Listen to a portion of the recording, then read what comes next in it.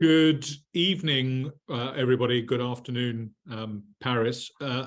Sorry we're slightly late starting. We've been trying to navigate some of the technological issues, and François or Corinne will explain about that shortly.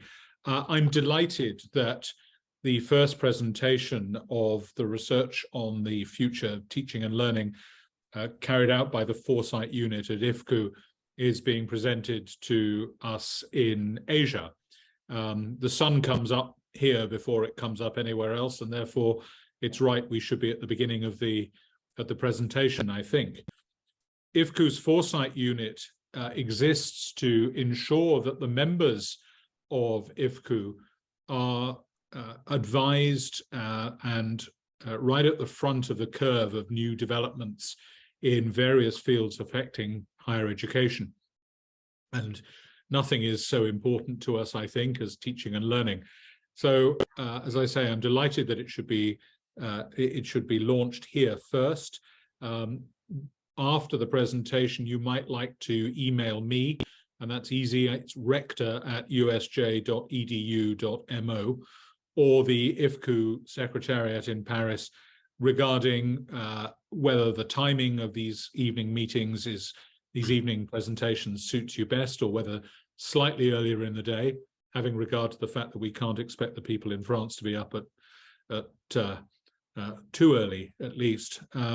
Just to let me know about that. But I would like in future, whenever we can, whenever these new reports come out from the Foresight unit, for us to have access to them and to launch them first here in Asia.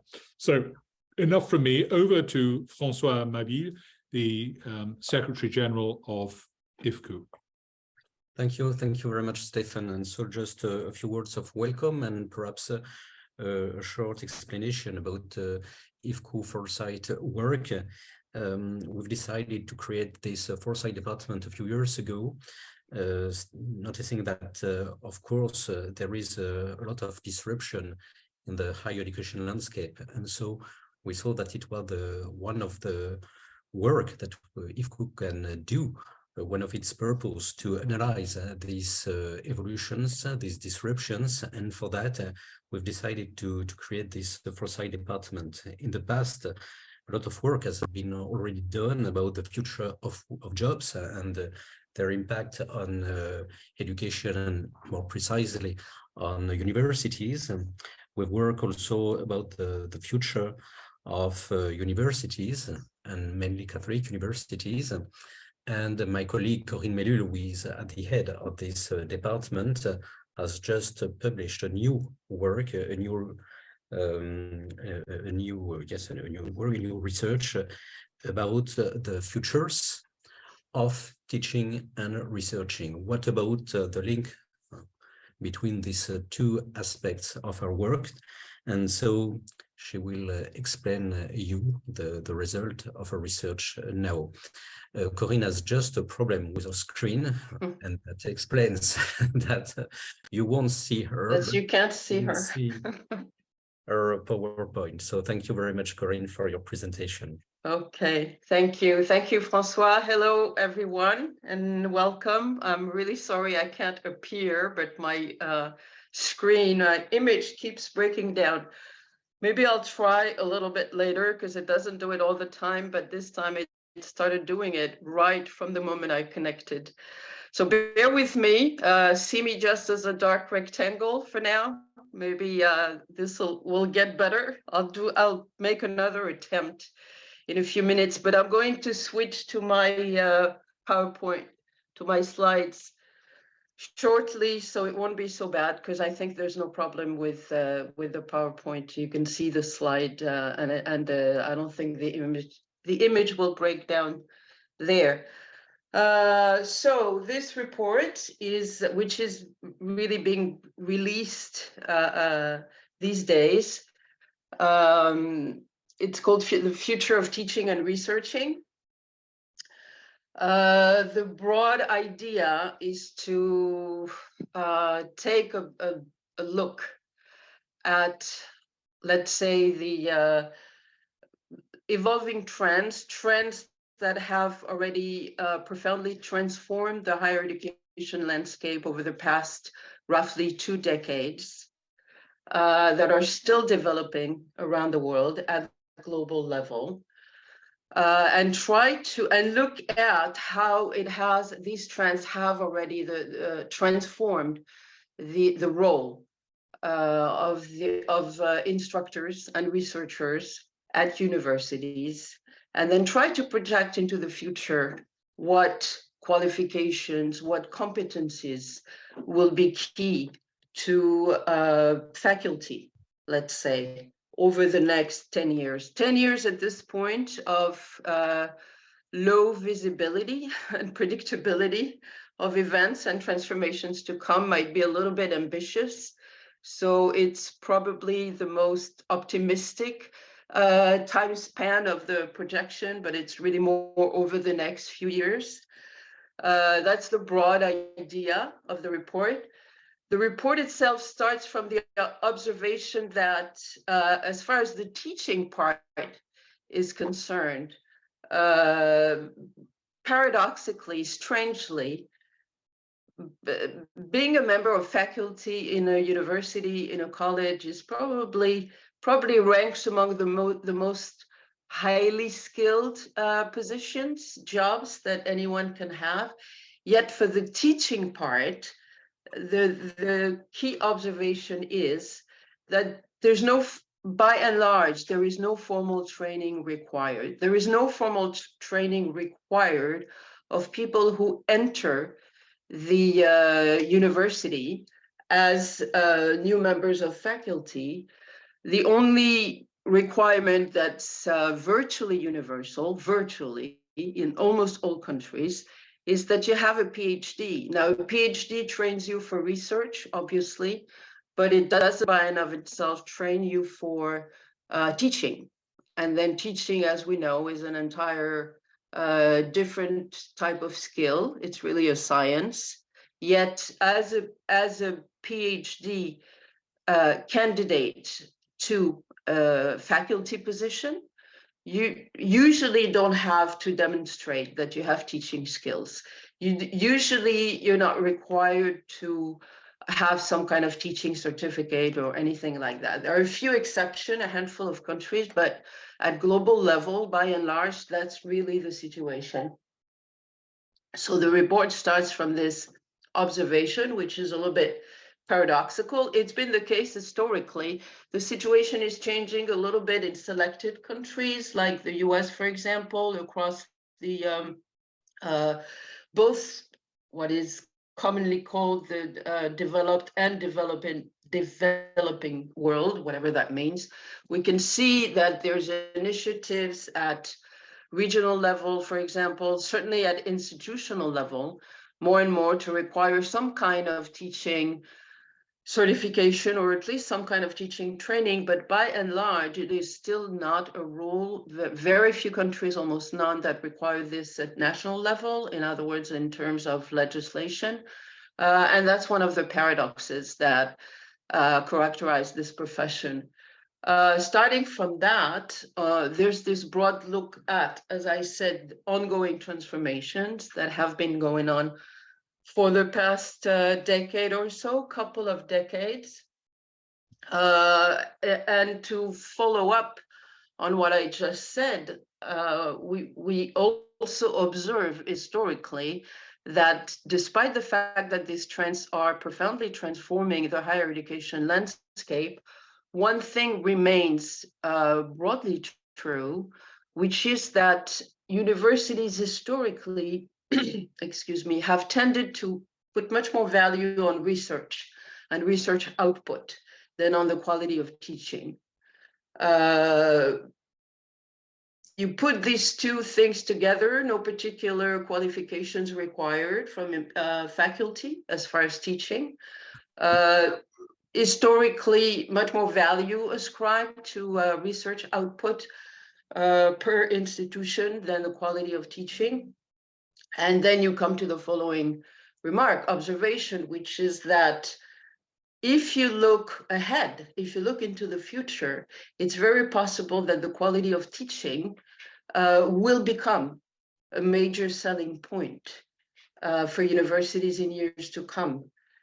Why? Because of the rise of alternative, mostly online, more and more non-institutional alternatives as far as post-secondary education, tertiary education, training, skilling, reskilling, all of that is becoming available online at much lower cost usually in most cases than the cost of a higher education or university degree.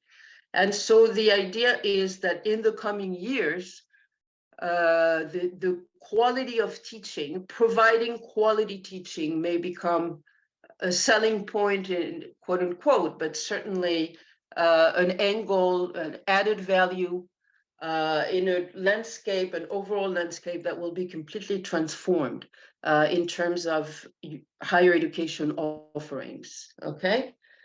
Now, coincidentally this time, all of this happens at a time when these major transformations of the past decade, 2 decades, in the higher education sector are also having a huge impact on faculty in multiple respects, in terms of status, in terms of career prospects, in terms of the nature of the job, of course, I'll address that in a moment, in terms really of the overall mission of the teaching activity, alongside the transformation of learning. And one of the most striking developing trends in this respect is the casualization, or what I call in the report, the adjunctification of the profession. So as you can see, if you put all of this together, it's not coherent, right?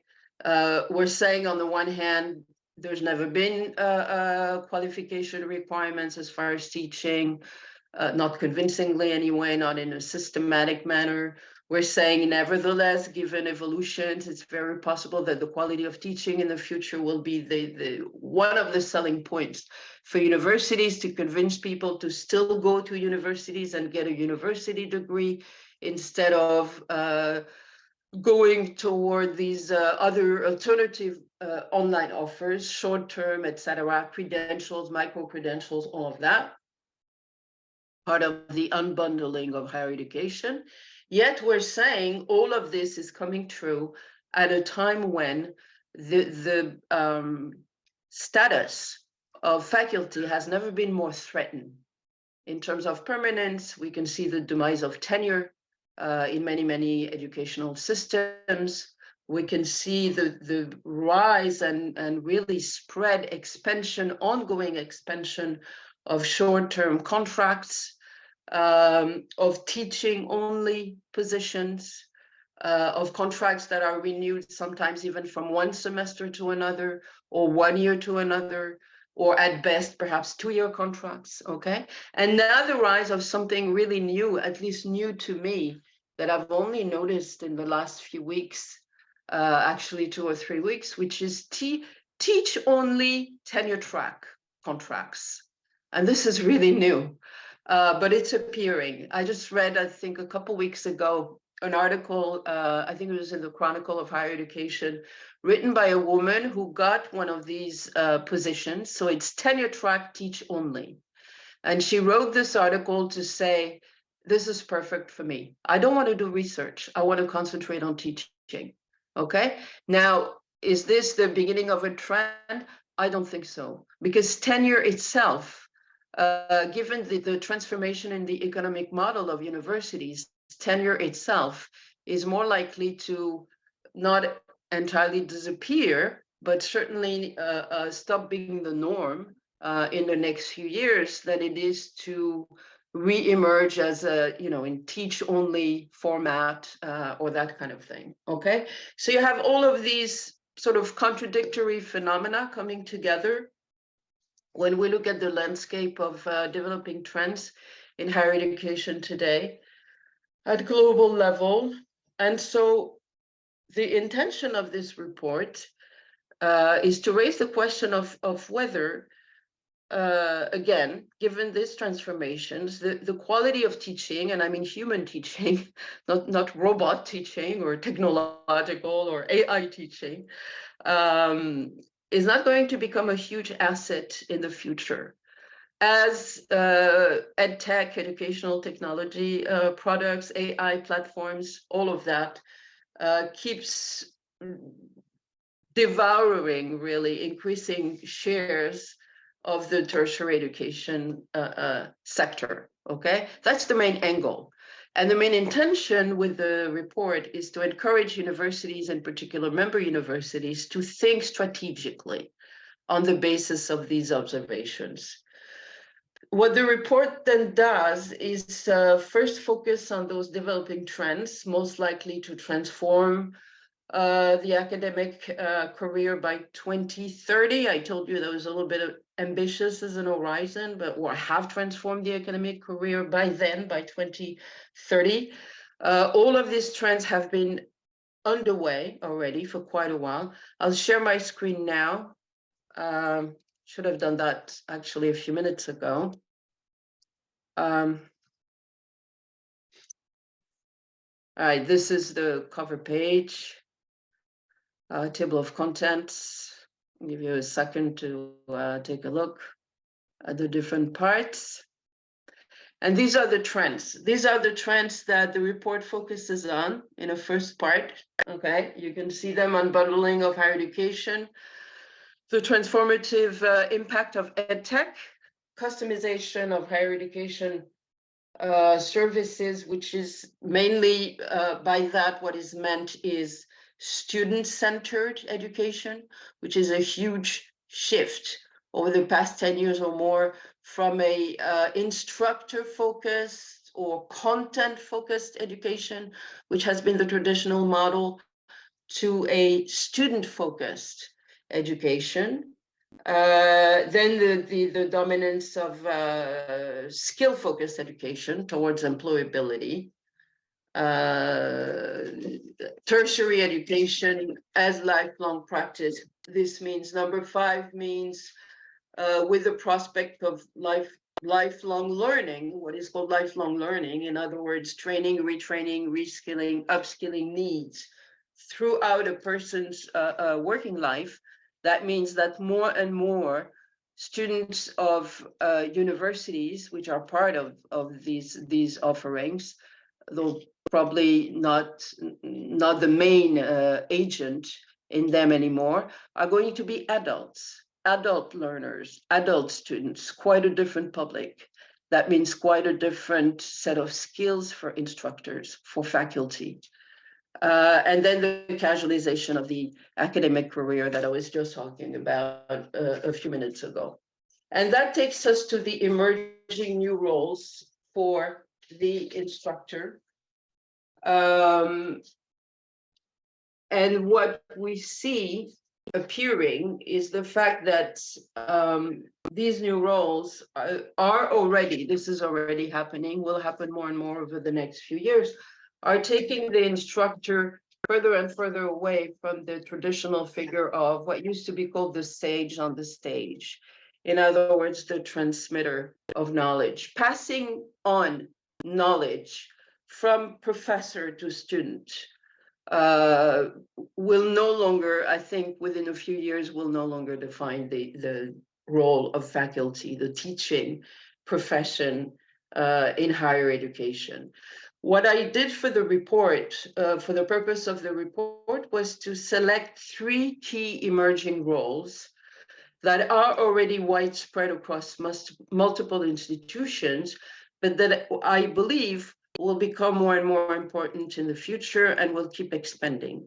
And you have them there. The first one is the pedagogical engineer.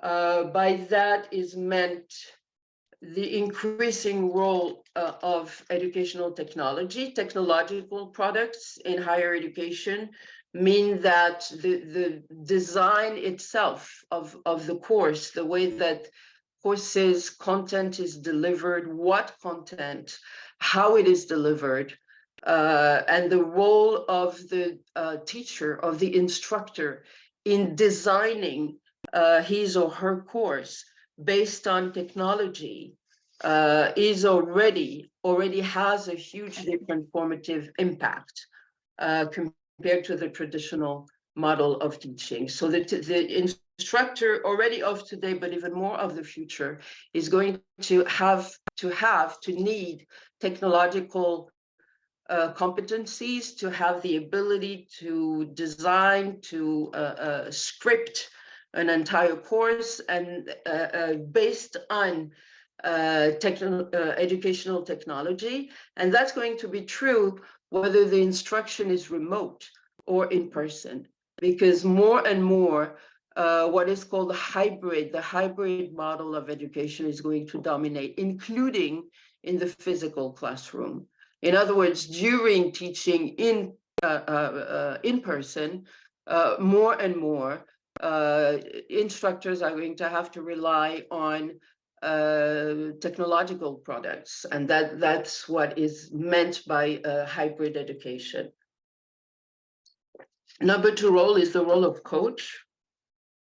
Now, why coach? Because more and more, the fact that the new roles, one of the new roles of the instructor today and tomorrow is that of a coach, has to do with the fact that the instructor will appear less and less, as I was just saying, as the sage on the stage. The dimension of the role of the instructor as a transmitter of knowledge, as I said, is virtually disappearing. Has not totally disappeared yet, but you can imagine that in the coming years, it will be less and less important, less and less significant.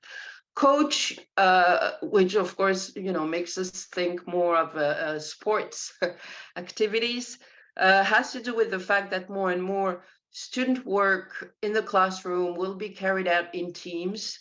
It'll be group work with a lot of personal input, what is called experiential learning on the part of the students, focused on problem solving more and more, rather than reading, for example, text contents and then talking about it or deciphering it or analyzing it in class. And so the instructor more and more is going to be to go around and stimulate and motivate the teams and encourage them and kind of oversee their work a lot more than just stand on a stage and deliver content. And mentor is in a way directly connected to what I would call the aftermath of the COVID-19 pandemic, even though this is a role that had already appeared before the pandemic. But more and more, we can see that the issue of students' mental health is becoming an increasingly significant concern for more and more universities across the world. So more and more we see that instructors, faculty, as teachers, will have to become increasingly aware of the possibility of some of their students in their classes, even remote, even virtual classes, being in need of psychological assistance. And so that's part of the training that certainly faculty didn't have until now, that will have to be taken into account. As far as research, trends in research, the part on research in the report is actually smaller, sizably smaller than the part on teaching. And the reason for that is simple. It's that, first of all, you don't have the issue of not being trained for research when you're a member of faculty, because you usually have a PhD, and a PhD, of course, trains you to do research. So you don't have that problem. So we don't expect the qualifications for researchers to change dramatically over the next few years. But changes in research as a field of activity, there will certainly be, and you can see the two main predictable trends on this slide. One, the increased dominance of industry funded research and industry-driven research. This is due to presumably less and less public funding for fundamental research. And of course, the consequence of that will be that research that leads to outputs that that, you know, research that produces deliverables that can be taken to market in a short time span will certainly be privileged over fundamental research, which sometimes that doesn't lead to any breakthroughs, or it will take decades for that to happen and a lot of funding, but with no marketable output to expect in the near future. And then the second trend is even more interesting, the linking of researching and teaching. You can see that it's in a way the natural consequence of what I was talking about earlier. If we have more and more movement of casualization of the teaching profession in higher education, if more and more this is done on short contract with adjunct teachers, professors, renewable contracts, then in most cases, under this kind of status, instructors do not have the time to devote to research. It's just not possible. So more and more, we can expect that the landscape will be split. On one hand, perhaps more and more full-time researchers, and on the other, people who only teach, faculty who only teach under whatever status. And that raises the question, of course, of, you know, the long-held belief that teaching and researching are mutually beneficial, that in order to do good research, you need to teach, and in order to teach well, you need to keep doing research. What will happen to that? So this part raises this question.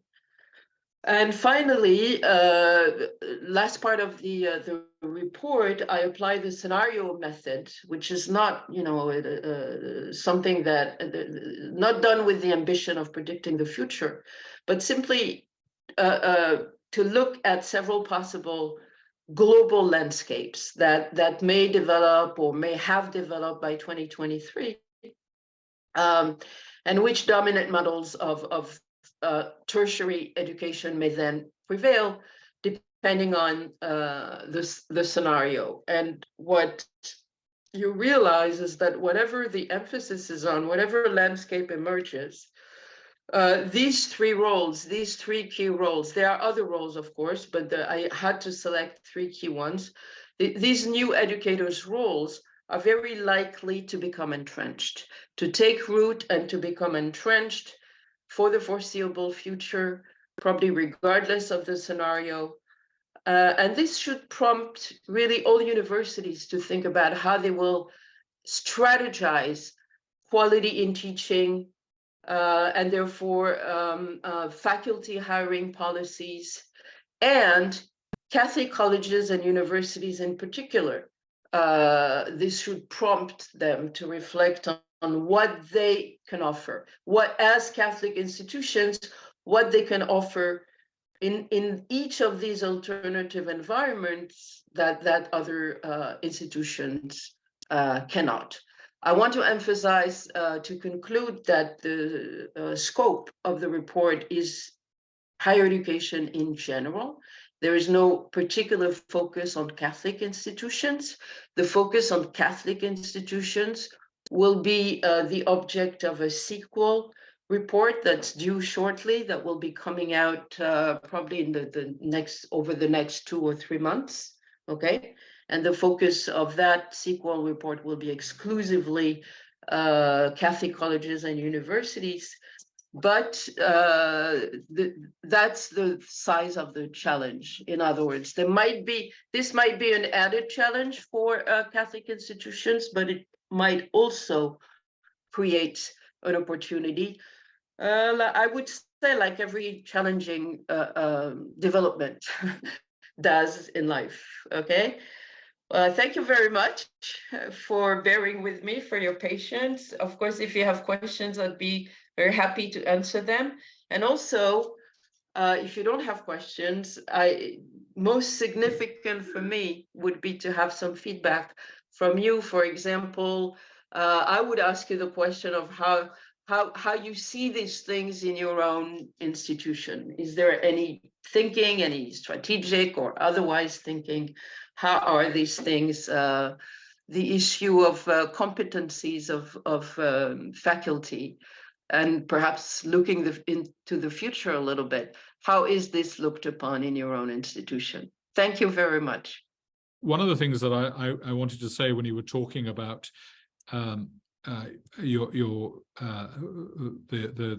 view of teaching was this development of people who are teaching and not researching.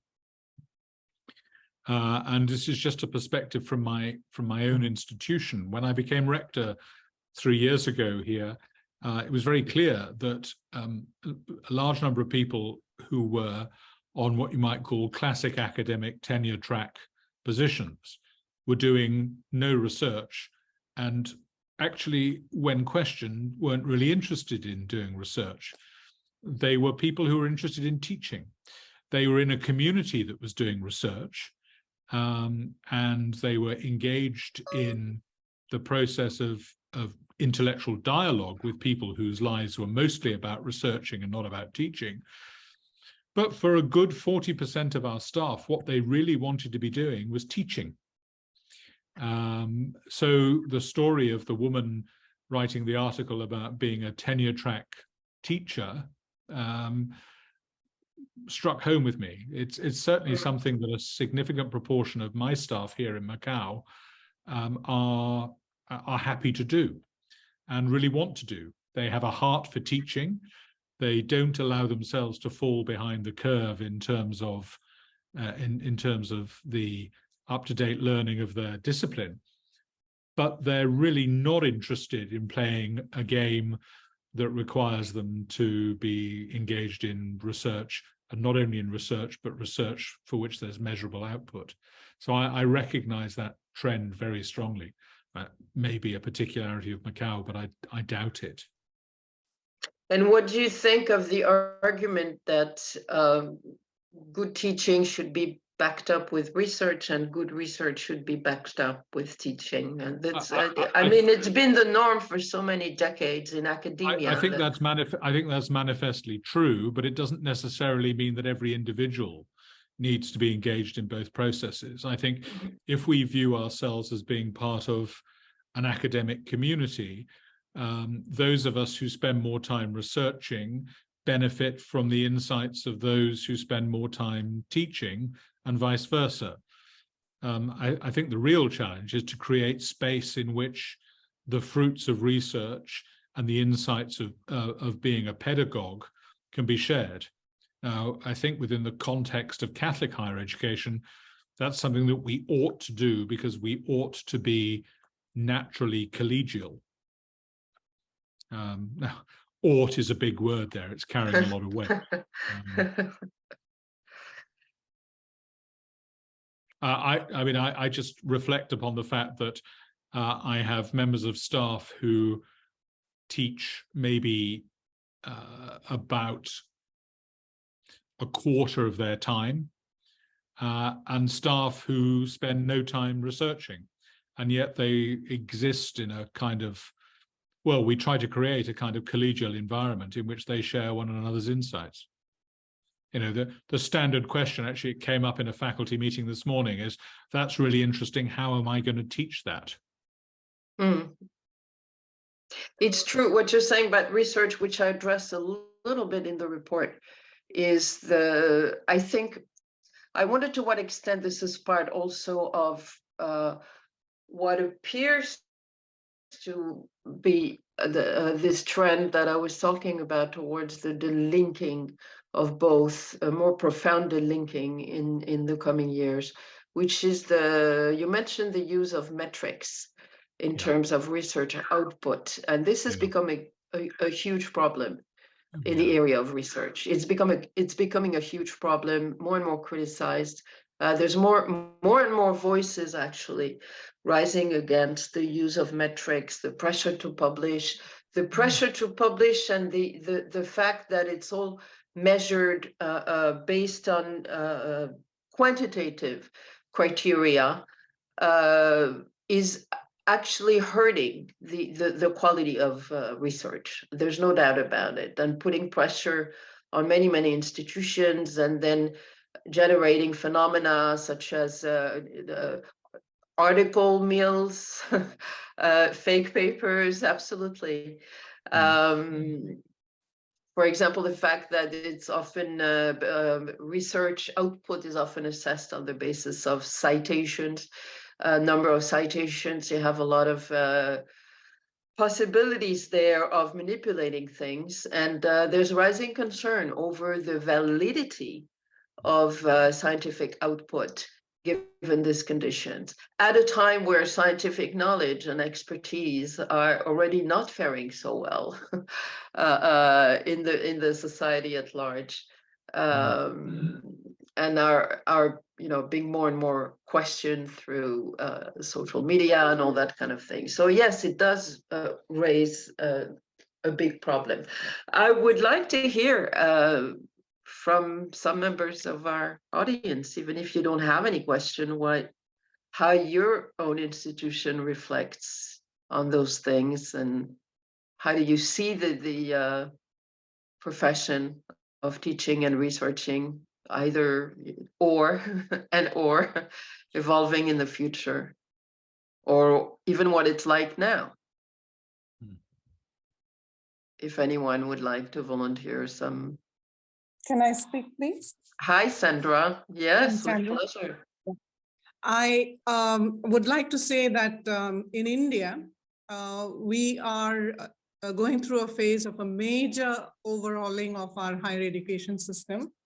And much of what you said is in the future coming in our system as well, especially when you talked about, de-linking teaching and researching.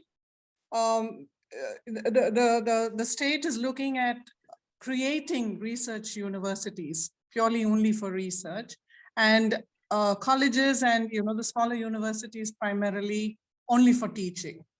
So if there is a college which has a few very good professors who could teach and do research, and you're not allowed to do that, then what happens? The natural organic way of an educational institution growing is going to be curtailed. And that's my major worry right now. And also what's happening here is we are starting a 4-year degree program. Traditionally, India always had a 3-year degree program, but students could leave after the first year with a certificate program, could leave in the second year with a diploma, third year with a degree, and the fourth year with a honors degree, and the fourth year they will do research. So that leaves us again with a gap. Who will do the research guidance if you're not a research institute? You're not bestowed with a research institute title, So these are a few things, and I think we are following a very westernized kind of a model where we're looking at the 4-year American model of undergraduation. And in India, I'm not too sure how that is going to pan out, because many people will definitely want to leave immediately with a certificate program or with a degree, with a diploma. I'm not too sure. And it's going to be even more worse for girls, for women students, because sending women for higher education is a big choice. So they just might come and leave. But this is very, very peculiar to my situation here. I'm just sharing. Sandra, what's the norm right now? You're saying a switch to the 4-year system, but what is it like now? What's the length of the undergraduate program right now? 3 years undergraduate, 2 years postgraduate. Okay. So it's more like in Europe, because in Europe it's 3 years. The norm is 3 years undergraduate. Yes. Sandra, Yes. what's driving it more of a towards 4 years? What's the driver towards 4 years study? American higher education, or at least students going for post-graduation, India is a big feeder to that. India and China, right? So it makes it easier for them to absorb students after a 4-year program into a postgraduate program. And what do you think of the split, the growing split between these two activities, researching and teaching? personally, do you think it's a good thing or you see it as a negative? Personally, I would say it's not a good thing, but I do know there are teachers who just like to do teaching, and there are individuals or teachers who like to do more of research. But a combination of both is always healthy, I think, even if one is not a good researcher, but a good teacher and a good researcher can join together and produce knowledge, or generate new knowledge. I think the combination of both is good. For me, I would think that is good. Not pure research, because again, pure research is going to be given only to a few universities of high quality. Like in India, we have the IITs, Indian Institute of Technology, which is again pumped with a lot of funding, state funding. And that will lead to research with only a few universities. And I basically think that research is not only highly quantitative and scientific. I also believe very strongly in stories and oral stories and qualitative research, which is also a different kind of a skill. And me coming from a liberal arts college, I think we have a lot of skill there. And a qualitative assessment, perhaps alongside the quantitative, but at least some qualitative element, which has totally disappeared. Yeah, right. That's what I wanted to say. Yeah, I come from the field of social science, and so it's hard for me to assess. But I'm wondering if perhaps in the social sciences in general, it's not so. It won't really be an impediment if this split between researching and teaching does become an entrenched phenomenon. But I'm wondering in the hard sciences, in scientific fields, whether that's not going to be a major problem, though, or that doesn't mean that teachers of science, of scientific fields doing only that will only be able to provide perhaps limited teaching in some respects. I don't know, because I'm not a scientist. Not only am I not a scientist, but I absolutely don't have a scientific mind in any way, shape, or form. So I can't. It's hard for me to reflect on that. But it's possible that it's even more of a question. It's even more of a relevant question regarding hard sciences than it is for humanities and liberal arts. Yeah, I agree with you. Yeah. Anybody else would like to tell us about their institution and how what is going on, at least right now, with these subjects?